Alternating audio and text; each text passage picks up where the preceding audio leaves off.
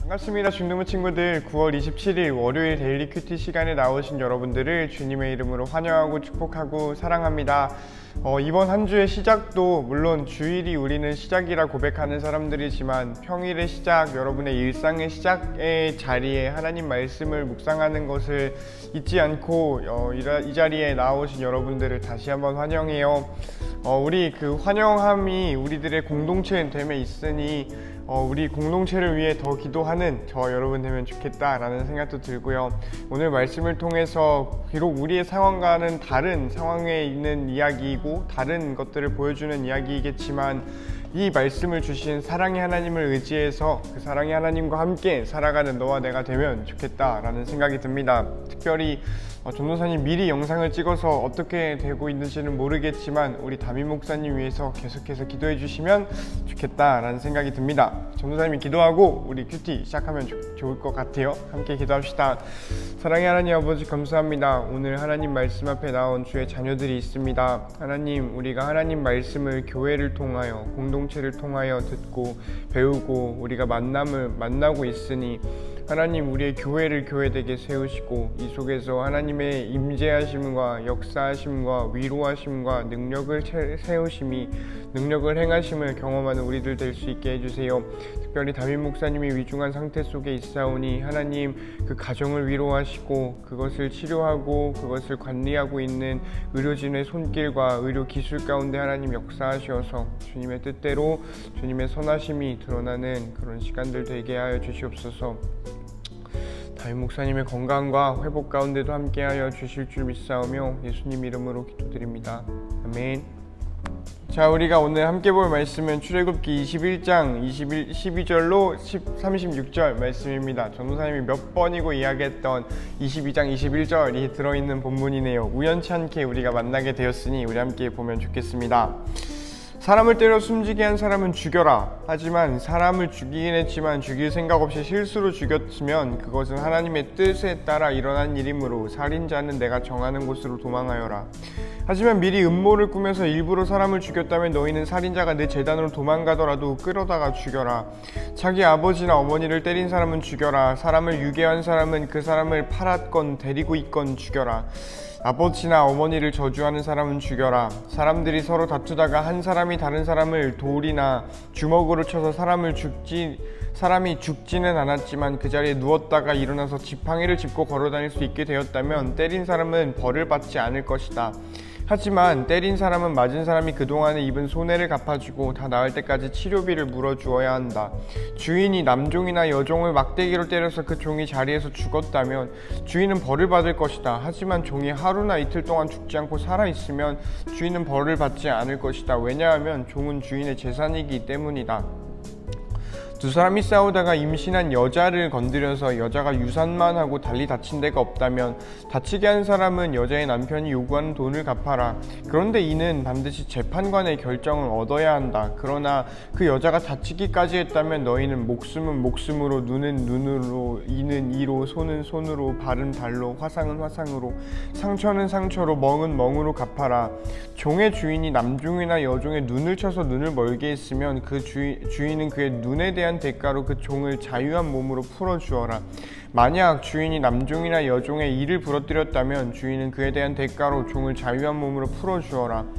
소가 남자나 여자를 들이받아서 죽였으면 그 소를 돌로 쳐서 죽여라. 그리고 그 소의 고기는 먹지 마라. 하지만 소의 주인에게는 죄가 없다. 만약 그 소가 들이받는 버릇이 있어서 사람들이 주의를 주었는데도 주인이 그 소를 울타리에 가두지 않았다가 그 소가 남자나 여자를 들이받아서 죽였다면 소뿐만 아니라 그 주인도 돌로 쳐서 죽여라.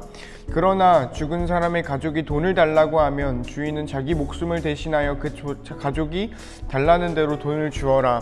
소가 남자아이나 여자아이를 들이받아 죽였을 때도 같은 법을 따라라. 소가 남종이나 여종을 들이받았을 때 남자아이나 여자아이, 남종이나 여종을 들이받아 죽였을 때는 소의 주인은 종의 주인에게 은 30세겔을 주고 소는 돌로 쳐서 죽여라. 어떤 사람이 구덩이를 열어놓았거나 구덩이를 파고 덮어놓지 않고 있다가 소나 나귀가 그 구덩이에 빠지면 구덩이의 주인은 짐승의 주인에게 돈으로 갚아라.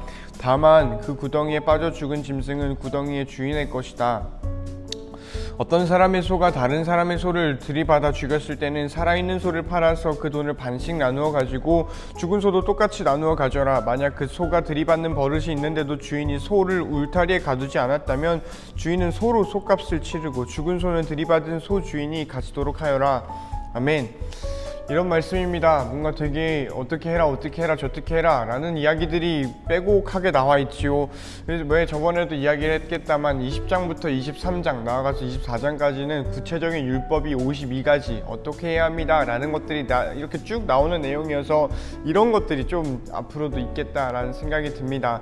그래서 한편으로는 딱딱하고 한편으로는 어쩌라고 라는 생각들이 들겠지만 우리 한번 읽어보면 좋겠다 라는 생각이 들어요. 그러면은 여러분의 눈과 마음과 펜으로 읽어보고 묵상해보고 궁리해보고 골똘히 생각해보고서 우리 같이 나눔해보면 좋겠습니다. 시작!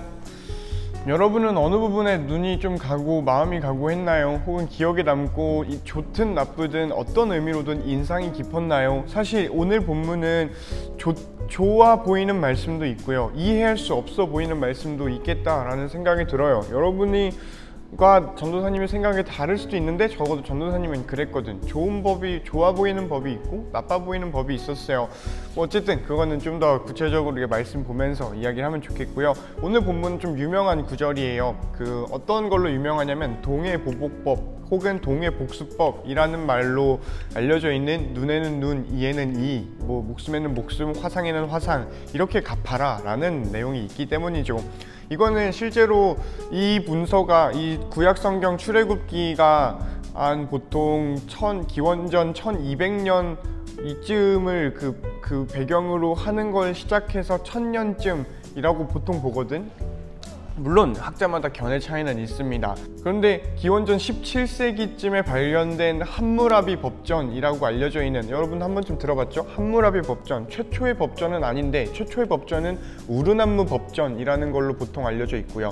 우르남무 법전보다 좀 더 잘 정리가 되어 있고 정말 법의 집대성이라고 불리고 있는 게 함무라비 법전입니다. 함무라비 법전에도, 그러니까 이 동해보복법이 성경에 나오기 한 500년 전에 쓰인 함무라비 법전에도 똑같이 쓰여 있다는 거예요. 눈에는 눈으로 갚고 이에는 이로 갚고, 오늘날에도 이게 되게 맞는 말처럼 보이는지 또 타당한 부분이 있지요. 그런지 왜 영화로도 눈에는 눈, 이에는 이, 이런 영화도 있고요. 이끼 같은 영화 혹은 웹툰에도 눈에는 눈, 이에는 이가 하나의 모티브로 있다라는 게 보입니다. 또 오늘날에 많은 문학작품이나 아니면 어떤 생각들에 큰 영향을 끼치고 있는 게 이 동해보복법이라는 것이 있어요. 어쨌든 이렇게 유명한 유명한 개념이 들어가 있는 오늘 본문을 보면서 전도사님이 뭘 느꼈냐면, 일단 여기서 시작을 해야 될 것 같아요. 뭐냐면 시대상이 반영이 되어 있는 글이구나 라는 걸 인정하는 게 1번이겠다 싶어. 그러니까 특수한 상황에서 쓰인 글이구나 라는 거를 우리가 인정을 해야 된다 라는 생각이지요. 여기서 전도사님이 이 생각을 좀 굳히게 됐어. 어디냐면, 왜냐하면 그 주인이 남종이나 여종을 막대기로 때려서 그 종이 죽었다면 어떻게 하고, 죽지 않고 하루 이틀 살아있으면 벌을 받지 않아 주인이. 왜냐하면 종은 주인의 재산이기 때문이다. 프로퍼티라고 하죠. 재산, 내 소유, 그냥 물건인 것, 인간이 아닌 것, 이게 재산, 프로퍼티라는 말입니다. 물론 종을 인격적으로 대하고 종을 쉬게 해줘라 라는 안식의 명령을 하나님께서 챙겨주시긴 하지만 이 명령이 있었던 구약 성경이 쓰이는 이 당시는 종이 너무나 당연한 존재였던 거지요. 왜냐하면 농경사회였거든. 농경사회에서는 노동력이 있었고 직업으로서 노동을 하는, 직업으로서 종이 되는 사람도 있었다라는 사료도 발표가 나와 있는 것이 있고요. 여러 가지 이유로 종의 존재가 너무나 당연했어요. 이거는 구약 시대에서 한 500년, 600년, 700년, 800년 후에 쓰인 신약 성경에서도 바울 아저씨가 종은 주인을 죽게 하듯 해라, 주인에게 순종해라, 종은 종의 부르심을 받은 그대로 만족해라 라고 말하는 게 있죠. 그 위대한 선교사였던 바울 아저씨도 종은 당연하다, 종의 존재는 당연하다 라고 이야기를 해요. 그 탈출을 말하는 출애굽에서도 너 종으로서 그 낮은 인권에서 탈출해라 이런 말은 하지를 않고요.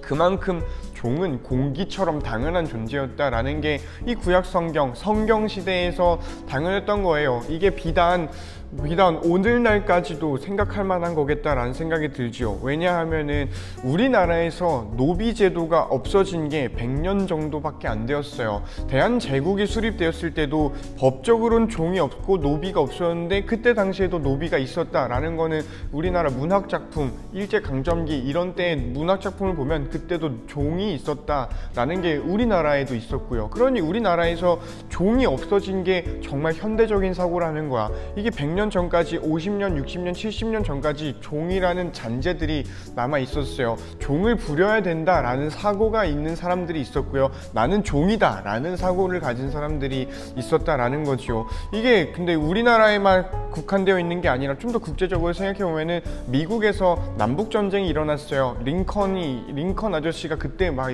우리한테 알려져 있는 거는 그런 남북전쟁으로 알려져 있지요. 노예 해방을 해야 한다라는 이야기가 불과 200년 전에 있었던 이야기야. 이 남북전쟁 200년 전에 있었거든. 그러니 정말 이 노비가 없다, 종이 없다라는 것, 뭔가 차별이 없다라는 것은 정말 근대가 아니라 현대적인 사고예요. 그러다 보니 이 성경시대에서 종을 대하는 말과 오늘 우리가 이거를 받아들이는 서로의 문화가 다를 수밖에 없고, 그러니 이거는 해석을 한번 거쳐야 된다, 이거 그대로 받아들여서는 안 된다라는 생각이 들어요. 만약에 그대로 이 문자 그대로를 받아들이는 게 성경적이라면, 그래서 그 성경적인 삶을 살아야 되는 우리가 따라야 되는 삶이 문자 그대로를 따라야 하는 삶이라면 우리는 일단 종을 만들어야 되거든. 혹은 내가 종이 될 수도 있잖아요. 어쨌든 종의 존재가 있는 사회로 가는 게 성경적이라고 해야 하거든. 이거 말도 안 되는 이야기잖아요. 그러니 성경을 따라 사는 삶은 성경 문자 그대로 따라 사는 삶이 아니겠다 싶어요. 왜 이런 게 있었어요. 이 노비 제도를 옹호했던 게 성경이 논리가 되었거든. 이 노비가 있어야 됩니다. 종은 그대로 있어야 합니다. 왜냐면 이게 창조 질서이기 때문이에요 라고 말하면서 그 노예 제도를 유지를 해야 됩니다 라고 말하는 사람들이 그 근거가 성경이었다라는 게 소름 끼치는 일이기 때문이죠. 그리고 여러분 알고 있는지 모르겠는데 이름을 한 번쯤 들어봤을 거예요. 넬슨 만델라라는 남아프리카 공화국의 대통령이 한 분 계세요. 정말 세계적인 인권 운동가로 오늘날까지 꼭 알아야 되는 사람, 꼭 알아야 되는 업적으로 추앙받는 인물이에요. 그분이 탄생하게 된 배경이 네덜란드를 앞세운 남아프리카 공화국의 아파르트헤이트라는 정책이었어. 인종 분리 정책이지요. 흑인은 흑인끼리, 인도인은 인도인끼리, 백인은 백인끼리 살아야 합니다 라고 백인들이 굳이 남아공까지 와서, 아프리카 공화국이잖아. 이 아프리카는 흑인 계열 사람들이 많았단 말이지요. 여기에 백인들이 몰려들어가지고 인도인들이 와가지고 한 게 뭐냐면은 흑인은 흑인끼리 살아야 돼, 이건 차별이 아니라 구별이야 하면서 이렇게 억압을 하고 참정권을 주지 않고 여성을 박해하고 이런 일들이 아파르트헤이트라는 아예 딱 타이틀을 가지고서 시행이 되었지요. 그리고 그 근거 성경이었어요. 이만큼 잔인한 일이 어디 있나요? 성경이 사람을 차별하고 사람을 뭔가 몰살시키고 뭔가 나보다 낮은 사람이라는 생각을 만들어내게 하는 게 성경을 문자 그대로 읽는 습관이었어요. 종의 존재를 보여주고 있는 구약 성경을 대하는 오늘 우리의 태도가 바뀌어야 되는 이유는 여기 있다라고 봐요. 성경 그대로 읽으면 이상한 사람 돼요. 성경이 말하는 것은 보편적인 하나님의 진리가 이때 당시에 특수한 상황 속에서 말해진 것이니, 오늘이라는 특수한 상황 속에서 우리는 그 보편적인 진리를, 하나님의 사랑을 읽어내는 게 맞겠다라는 생각이 들지요. 그러지 못했을 때 일어난 게 아파르트헤이트였고요, 홀로코스트였고요, 전쟁이었고요, 노예 제도를 옹호하는 것이었고요, 여자에게 참정권을 부여하지 않는 것이었고요, 뭐 이런 것들이 있겠다 싶어요. 그러니 이 성경이 성경에 쓰였던 문화와 그 사람들이 가지고 있던 한계 속에 표현된 진리를 우리는 읽어내야지, 이 한계를 진리라고 말하면 안 되겠다 싶어요. 내가 큐티 묵상한다 해놓고 별소리를 다 하지요. 그러니 오늘 전도사님이 집중한 것은 뭐였냐면은 이 노예 제도가 있었을 당시 이 특수한 상황 속에서 말해진 보편은 무엇인가, 노예 제도는 없어져야 돼 라는 생각을 하기 이전까지의 사람들이 이 상황 속에서 말하고 싶은 이 복음은 무엇일까에 대해서 생각을 하게 되었고요. 그러면서 눈에 들어온 게 이 대상이 종이라는 거지요. 여전히 종의 존재가 있었다라고 해서 종이 뭐 동등했다 이런 건 아니었어요. 종은 이 주인보다 낮은 관계에 낮은 스테이트에 있었다라는 거는 당연했던 거고요. 여기서 나오는 사람들이 되게 뻔한 티피컬을 가지고 있어요. 이렇게 나오죠. 남종과 여종, 뭐 맞은 사람, 어디 갔어? 여기 써놨는데 임신한 여자, 임산부이지요. 유괴한 사람과 유괴당한 사람, 피해자이지요. 그러니 이거 한번 정리를 해보면 피해자가 나오고요, 임산부가 나오고요. 여성은 그 자체로 약한 존재는 절대 아니에요. 그런데 여성이 약해질 만한 때가 있어요. 가장 약해질 때가, 나는 경험해보지 않아서 모르겠지만 전도사님 생각에는 임신했을 때이겠다 싶어요. 오늘날에도 출산 휴가를 못 받아가지고 뭐 여러 해프닝들이 있잖아요. 물론 악용되는 사례도 있다라고 해요. 어쨌든 약자예요. 뭐 피해자, 이게 범죄의 피해자인 사람들도 있고요. 뭐 다양한 피해자들이 있지요. 이렇게까지 이야기되는 거, 여기 나오는 나그네도 있고요. 나그네 하면은 우리 자연스럽게 생각나는 게 고아 과부도 있지요. 이 성경에서 말하고 있는 거 노예제도로 옹호해라, 이거 이딴 거 아니고요. 이렇게 약한 사람을 보호하는 법을 만들자, 이 약한 사람을 보호해 주는 게 너희의 의무다라고 말을 해주는 게 전도사님 우리가 읽어내야 하는 전도사님의 묵상이었어요. 이 사람들은 가만히 있으면 정말 가만히가 되어버린 사람들이거든. 가만히 있으면 휩쓸려 내려가는 사람들이고요. 아무도 챙겨주지 않고요, 관심을 가져주지 않는 사람들이에요. 그리고 하나님은 그 관심 가져주지 않는 사람들의 편에서 이렇게 이야기를 해주는 거죠. 이 사람들 보호해줘라, 이 사람들 함부로 하지 말아라, 이 사람들 함부로 하면 내가 너네들을 혼낼 거야 라고 말씀을 해주시는 게 하나님이겠다 라는 생각이 들어요. 그러니 전도사님은 큰 도전과 은혜를 받습니다. 우리 그리스도인들의 아이덴티티는 여기에 있어요. 약한 사람에게 하나님의 이름으로 같이 있어주는 것, 하나님의 이름으로 그 사람들을 보호해주는 것, 하나님의 이름으로 그 사람들의 억울함을 해소해주는 것. 물론 약하다고 다 선한 건 아니지요. 오늘날에도 항상 전도사님 얘기를 해요. 언더도그마라고 했었어요. 약하다고 다 착한 거 아니고요, 돈 많다고 다 나쁜 거 아니에요. 그러나 성경이 말하는 것도 그렇지요. 성경도 약하다고 다 착한 거 아니라고 하고요, 뭐 돈 많다고 강하다고 다 나쁜 건 아니다라고 해요. 하지만 구조적으로 이러다 보면 이 사람들이 억울할 일이 많아진다. 그러니까 그 억울할 일에 대해서 너네가 없게 해줘라. 그게 그리스도인이다, 그게 하나님 백성이다, 그게 제사장 나라로서의 삶이다 라고 말씀을 해주시는 것이지 않을까 라는 생각이 들면서 난 정말 이런 삶을 살고 싶다 라고 다시 한번 다짐하게 되는 전도사님이었어요. 어쨌든 더 이야기를 하고 싶은 게 있었는데, 뭐 가령 하나님의 뜻에 따라 일어난 살인이 있나 라는 생각도 있지요. 더 이야기하고 싶은 게 있는데 오늘 시간이 좀 많이 간 것 같아서 여기까지만 줄이고요. 다른 더 나누고 싶은 거는 전도사님 더 좋은 기회를 통해서 여러분이랑 함께 여러분의 생각을 들어보고 나의 생각을 이야기를 해보고, 우리의 생각은 어떠해야 되는지, 성경이 말하는 생각은, 성경이 인도하는 생각과 삶은 어떤 것인지를 함께 생각해보면 좋겠다라는 생각이 듭니다. 어쨌든 이렇게 한 주의 시작, 하나님 말씀, 하나님 율법, 그리스도인의 삶은 어떠해야 하는가를 고민하며 시작한 여러분의 삶을 축복하고요. 그 고민 가운데 이 말씀이 오늘날 살아가는 나에게는 어떻게 다가오는가를 고민하고 생각하고 살아가려고, 순종하려고 노력하는 모든 여러분의 삶과 도전 가운데 하나님의 함께 하심이 경험되기를 축복합니다. 그리고 마지막으로 다시 한번 우리 담임 목사님과 교회 또 그 가정을 위해 기도해 주시는 우리 한영 공동체 되기를 바랍니다. 안녕.